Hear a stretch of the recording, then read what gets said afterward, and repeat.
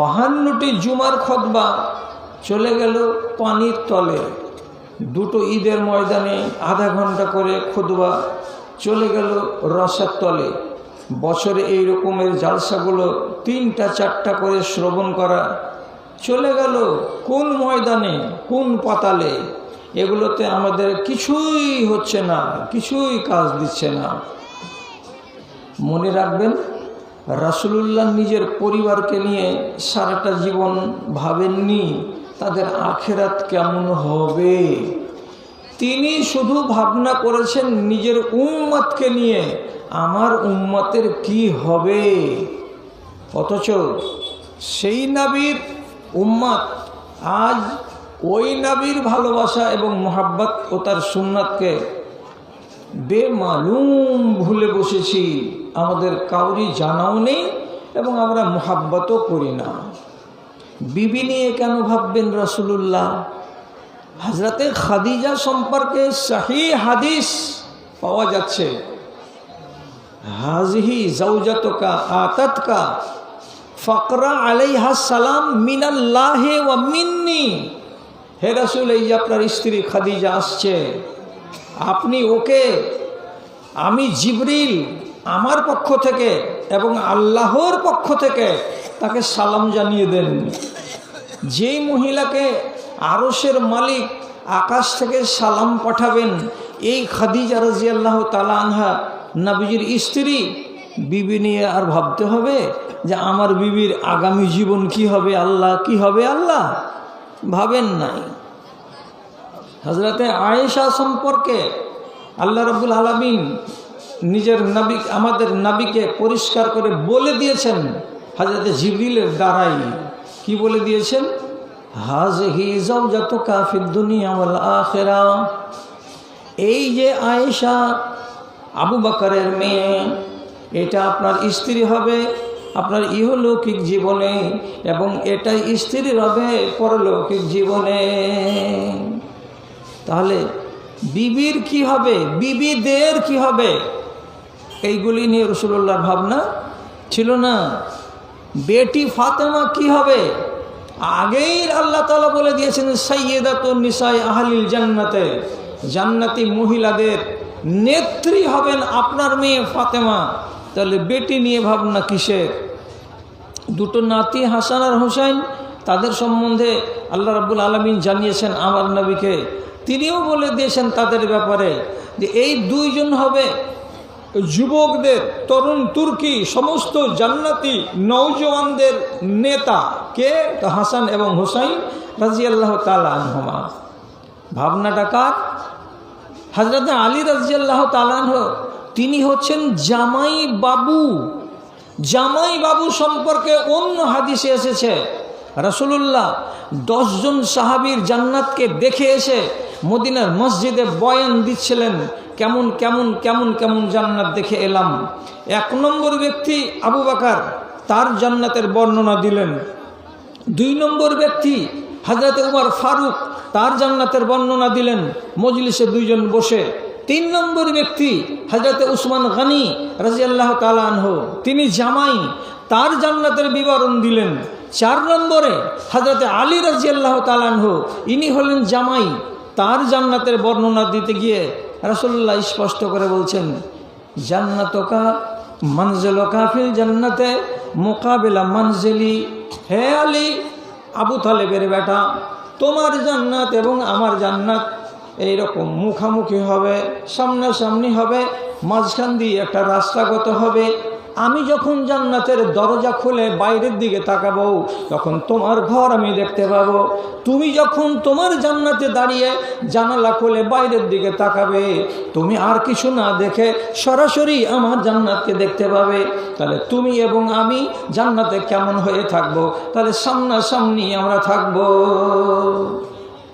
শ্বশুর জান্নাতি, জামাই জান্নাতি, বেটি জান্নাতি, নাতি জান্নাতি, এই আহলিয়া জান্নাতি, এদেরকে নিয়ে ভাববার কি আছে? তাহলে ভাবলেন কাকে নিয়ে? তিনি জীবনটা গত হয়ে গেল কাদের ভাবনা নিয়ে? একটা আয়াত নাজিল হলো নবীজির উপরে। খেয়াল করুন, যারা বসে আছেন আমার সামনে আপনাদের আমি পায়ে ধরে বলছি, হাতে ধরে বলছি, অনুরোধ করে বলছি, আপনারা ডিস্টার্ব করিয়েন না। কথাগুলোকে কান পেতে শুনুন, যদি কাজে আসে তো আলহামদুলিল্লাহ, আর না যদি কাজে আসে তো রাত জেগে শুনবেন, তার জন্য একটু সোয়াব আল্লাহর কাছে পেয়ে যাবেন। কথাটা কি বলছিলাম, একটা আয়াত নাজেল হলো, আয়াতটা এই মর্মেই আগে নাজেল হয়েছিল হযরত ঈসা আলাইহিস সালামের উপরে। কি নাজেল হলো আয়াতটা? তো আল্লাহ রাব্বুল আলামিন এই কথাটাকে কোরআন মাজিদে আমাদের সামনে কোরআনের আয়াত বানিয়ে দিয়ে পাঠালেন। কি বলছেন? ইন তুআযিবহুম ফাইন্নাহুম ইবাদুকা ওয়া ইন তাগফির লাহুম ফাইন্নাকা আনতাল আজিজুল হাকীম।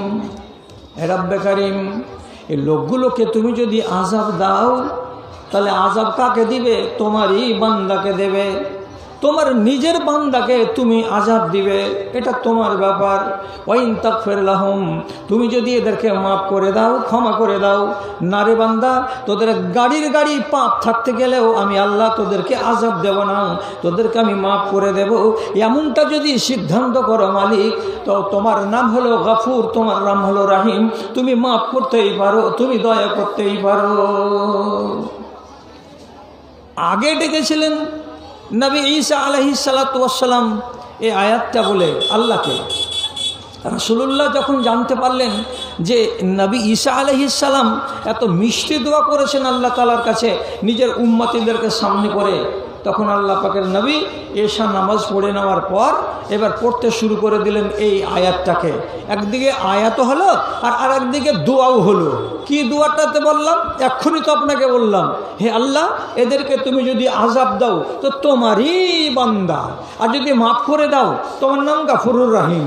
আল্লাহ পাকের নবী বলতে শুরু করলেন এই আয়াতটা আর এই দোয়াটা। কতক্ষণ ধরে বললেন? ওয়াকানা ইউরাদ্দিদুহা হাত্তা সুবহে হাত্তাল ফজরে, যতক্ষণ পর্যন্ত ফজরের আজান না হয়ে গেল ততক্ষণ রব্বে কারীম সারা রাত এই কথাটাকে বলতেই রইলেন আর নিজের উম্মতির জন্য আল্লাহ রাব্বুল আলামিনের কাছে আরাধনা করতেই রইলেন। এমন সময় মুসলিম শরীফের হাদিসে আসছে, হযরত জিবরিল আলাইহিস সালাতু ওয়াস সালামকে আল্লাহ রাব্বুল আলামিন পাঠিয়ে বলছেন, হে আমার জিবরিল, তুমি যাও তো, আমার নবী এত পেরেশান কেন আছে, আমার নবী এত বিচলিত কেন আছে, আমার নবী আজকে সারা রাত মসজিদের উত্তর থেকে দক্ষিণ থেকে উত্তর শুধু পায়চারি করছে কেন, স্থির কেন হন না, জেনে আসো তো ব্যাপারটা। যখন জিবরিল আমিন আসলেন আর আসার পরে জানলেন নবীজি একটাই কথা বলছেন, নবীজি উম্মতকে নিয়ে একটাই ভাবনা ভাবছেন, নবীজি নিজের উম্মতের কি হবে এই নিয়ে ভাবনা করে চলেছেন। অবস্থাটাকে পর্যবেক্ষণ করলেন, কে তো জিবরিল আমিন। তারপরে চলে গেলেন আল্লাহ রাব্বুল আলামিনের কাছে। আল্লাহকে গিয়ে বললেন, পরওয়ারদিগার, তোমার নবী বিচলিত আছে কার জন্য? তো নিজের উম্মতির জন্য। আমার উম্মতিদের কি হবে আল্লাহ? আমার উম্মতিরা মাপ পাবে কিনা আল্লাহ? আমার উম্মতিদের দুর্গতি হবে নাকি আল্লাহ? এই নিয়ে 7 মাস ভেবেই যাচ্ছেন। তখন আল্লাহ রাব্বুল আলামিন আমার নবীকে সান্ত্বনা দিয়ে পাঠালেন, যাও জিবরিল, আমার নবীকে বলে দাও, ইন্না সানুরজিকা ফি উম্মাতিকা ওয়ালা নাসুকা। হে নবী, আপনাকে আপনার উম্মতের ব্যাপারে সন্তুষ্ট করে দেব, আপনার উম্মতের ব্যাপারে আপনার মন ভরে দেব, আপনাকে আপনার উম্মতের ব্যাপারে আমি দুঃখিত করব না, নারাজ করব না, আপনি চিন্তিত হবেন না। আপনার উম্মতের ব্যাপারে আপনাকে আমি সন্তুষ্ট করব। এইবার কথাটা হলো এই, যে নবী সারা রাত জেগে নিজের পরিবারের জন্য কিছু বলছেন না, সার্বিকভাবে যেটা কথা ওনার মুখ দিয়ে বেরিয়ে আসছে, তো আমার জন্য, আপনার জন্য, পৃথিবীর মাটিতে যতগুলো উম্মত আছে তাদের জন্য, তাহলে সেই নবী আমার কাছে কতটুকু কি পাই একবার আন্দাজ করুন তো। আমি তাকে কি দিব একবার ভেবে দেখুন তো। এই কথাটাই আপনাকে ভাববার জন্য আমি আয়াতটা তুললাম। যিনি এত কাঁদতে পাচ্ছেন উম্মতির জন্য, তিনি কি এই সোজা আঙুলটাকে একবার এরকম করে দিতে পারবেন না? কি ভাবছেন আপনারা? আমি তোমার জন্য রাতারাত কাঁদলাম, তুমি আমার জন্য একটুখানি মোহাব্বত দেখাবে না, যে আমার সুন্নাতকে তুমি বাঁচিয়ে রাখবে, তুমি আমার কথাগুলোকে মানবে, তুমি আমার কথাগুলোকে শুনবে? যদি আপনি এটা করে দিতে না পারেন, তাহলে যে আঙুলটা সোজা ছিল সে আঙুলটা বাঁকা হতে কি দেরি লাগবে? দেরি লাগবে না।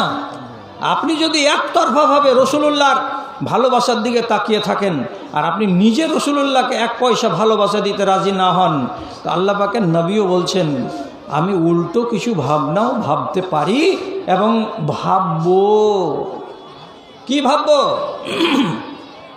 কোরআন মাজিদে রব্বুল আলামিন বলেছেন এই উম্মতিদের কিছু কিছু বদতামিজ, এই উম্মতের কিছু কিছু অসভ্য, এই উম্মতের কিছু কিছু বদকিরদার এমন একগুলো মানুষ আছে, এদের সম্পর্কে কিয়ামতের দিন আল্লাহ রব্বুল আলামিনের নবী স্পষ্ট আল্লাহ তাআলার সামনে অবজেকশন করে দেবেন, নালিশ পেশ করে দেবেন। কি নালিশ পেশ করবেন? ইয়া রাব্বে ইন্না কওমি ইত্তাখাযু হাযাল কুরআনা মাহজুরা। আমি বলছি না, আল্লাহ রাব্বুল আলামিন বলছেন, নবীজি পরিষ্কার কিয়ামতের দিন রাব্বুল আলামিনের সামনে বলবেন, এ পরওয়ারদিগার, এর সামনে যে লক্ষ্যটা আছে আমার এদিকে, এই লোকগুলো কিন্তু ভালো মানুষের বাচ্চা নয়, এরা আমার জাত, এরা আমার কওম, এরা আমার সম্প্রদায়, কিন্তু আমি মরে যাওয়ার পরে এরা কোরআন মাজিদকে ছেড়ে বসেছিল, কোরআন মাজিদের সঙ্গে এদের কোনো লিঙ্ক ছিল না, কোরআন মাজিদকে এরা শ্রদ্ধার সঙ্গে মানতে পারেনি, আমার আদর্শকে, আমার নীতিকে এরা পাত্তা দেয়নি, এরা জীবনটাকে গত করেছিল কেমন করে, তো মনে যা চেয়েছিল তেমন করে।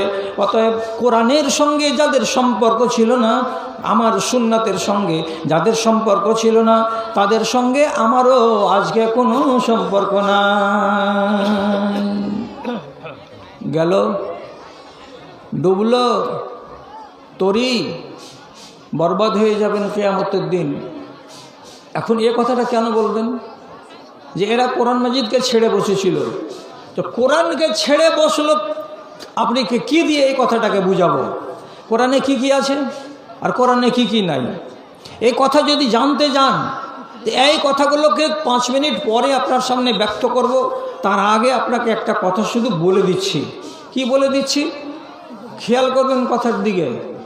আমি এই বুড়ো বয়সে আপনার সামনে খালি চটকদারি কথা বলে আর এত বড় বড় লম্বা লম্বা গাজাল 10 মিনিট করে শুনিয়ে আপনার মূল্যবান সময়টাকে বরবাদ করব না। যে কথাগুলো বলছি, একজন যোগ্য আলেমে দ্বীন, ইনি আমার খাস লোক, ইনি আমার খুব কাছের মানুষ এবং ইনি আমার পরম বন্ধু মানুষ, একজন শাইখুল হাদিস আছেন, তাকে হাজির নাজির রেখে আমি আমানত সহকারে আপনার সামনে বলছি। তা কি বলছি? রাসূল করিম সাল্লাল্লাহু আলাইহি সাল্লাম একদিন সাহাবীদের সামনে কথা বলতে বলতে বলছেন, কথাটাকে একটু ওজন করিয়েন দয়া করে আল্লাহর ওয়াস্তে। ইশতাকতু লিআসদিকাই, আমার বন্ধুদেরকে দেখার জন্য মনটা আমার পাগল হয়ে আছে, আমার দোস্তদেরকে দেখার জন্য আমার মনটা বিচলিত হয়ে যাচ্ছে। রাসূলুল্লাহ বলছেন আমার বন্ধুদেরকে দেখার জন্য মনটা আমার উদাসীন হয়ে আছে, কবে দেখতে পাবো, কবে দেখতে পাবো। সাহাবায়ে কেরাম যারা মওজুদ ছিলেন তারা বলছেন, আওয়াল্লাসনা আসদিকাউকা ইয়া রাসূলুল্লাহ, হে আল্লাহ পাকের নবী, আমরা কি আপনার বন্ধু নই? আমরা কি আপনার দোস্ত নই? আপনার কি আমরা সাথী নই? আপনি কাদেরকে দেখার জন্য পাগল আছেন? রাসূলুল্লাহ বলছেন, তোমরা আমার সাহাবী, তোমরা আমার সাথী, তোমরা আমার বন্ধু নও। আমি আমার বন্ধুদেরকে দেখার জন্য একটু বিচলিত হয়ে আছি, কবে যে তাদের সাথে দেখা পাবো, কবে যে দেখতে পাবো এই বন্ধুদেরকে আমি। তাহলে রাসূল কি বলছেন? বন্ধুদেরকে দেখার জন্য আমি বিচলিত আছি, অন্য শব্দ ব্যবহার করেননি, বন্ধু বলেছেন। এইবার আপনাকে আগে যায় বলি, যখন সাহাবায়ে কেরাম জিজ্ঞেস করে বললেন যে আমরা কি বন্ধু নই? তো রসুল্লাহ বলছেন তোমরা আমার সাথী, তোমরা আমার সাহাবী, তোমরা আমার বন্ধু নও, তোমাদেরকে আমি বন্ধু বলছি না। তাহলে কে